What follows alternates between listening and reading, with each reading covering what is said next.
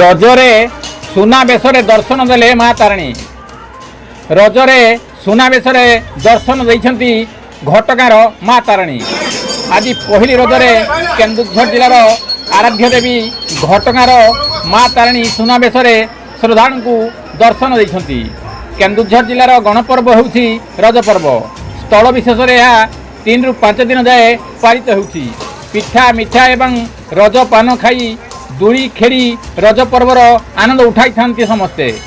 ଆଜି ପହିଲି ରଜ ଠାରୁ 3 ଦିନ ଯାଏ ସୁନାବେଶରେ ଶ୍ରଦ୍ଧାଳୁଙ୍କୁ ଦର୍ଶନ ଦେବେ ମା ତାରିଣୀ।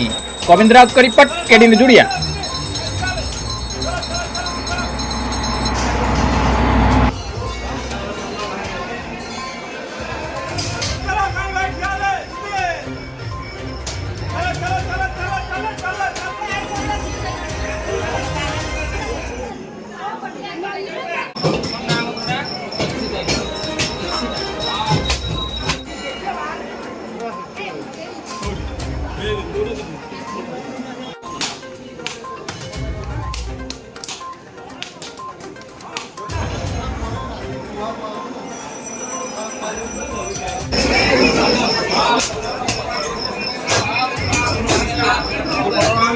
Gracias.